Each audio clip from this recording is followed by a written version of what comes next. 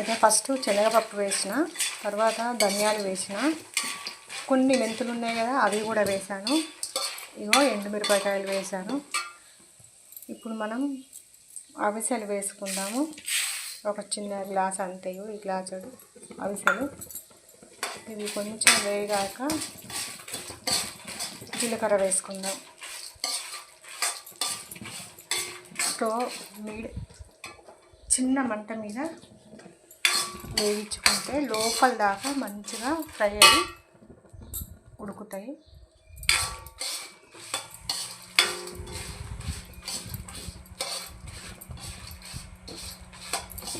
అయితే వేరువేరుగా వేంపకుండా నేను అన్నీ ఒక్కసారి వేంపుతున్నా.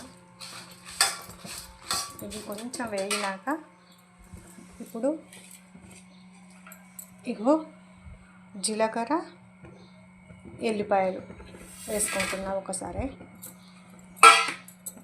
మళ్ళీ ఈ కరివేపాకు కూడా, ఇది కూడా పచ్చిది కదా, వేగాలి కదా.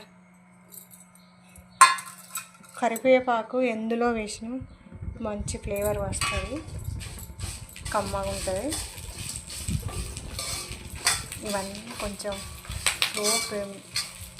చిన్న మంట మీద, రాని భాష ఎందుకండి, మనం వచ్చిన భాష అచ్చమైన తెలంగాణ భాష, మంచిగా మనం ఇంట్లో మాట్లాడుకున్నట్టే మాట్లాడుకుంటేనే బెటర్ కదా. కొత్త దానికి పరుగులు ఎత్తి తప్పులు కొట్టి ఫీల్ అవ్వడం దానికంటే మనకు వచ్చిన భాషలో మాట్లాడుకుంటూ ఉండడమే బెటర్. ఎప్పుడు ఓల్డ్ ఈజ్ గోల్డ్ అన్నట్టుగా మనం ఎప్పుడు ఎలా ఉన్నామో అలా ఉంటేనే బాగుంటుంది. మగవాడికి ఆదేశం కట్టినట్టు ఉంటుంది మనం భాష అయినా మన ప్రవర్తన తీరు అయినా మార్చుకుంటే.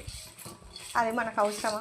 తెలుగింటి ఆడపిల్లలం, తెలుగు భాషను అచ్చ తెలంగాణలో పుట్టిన వాళ్ళము, మంచిగా తెలుగు భాషను మనకు వచ్చిన తీరులా మనం చిన్నప్పటి నుంచి నేర్చుకున్న తీరులనే మాట్లాడుకుంటే బాగుంటుంది కదా. ఇలా వేగాలి. మొత్తం వేగినాక పౌడర్ పట్టినాక మళ్ళీ నేను అన్నం తినేటప్పుడు చూపిస్తాను మీకు ఇది, ఓకేనా. చిన్న చింతపండు ముక్క కూడా చిన్నగా, కొంచెం ఇవిటి రాకుండా, ఎంత అంటే చిన్న గోటి అంత ఉంది, ఇదంతే. అది కూడా వేసిన.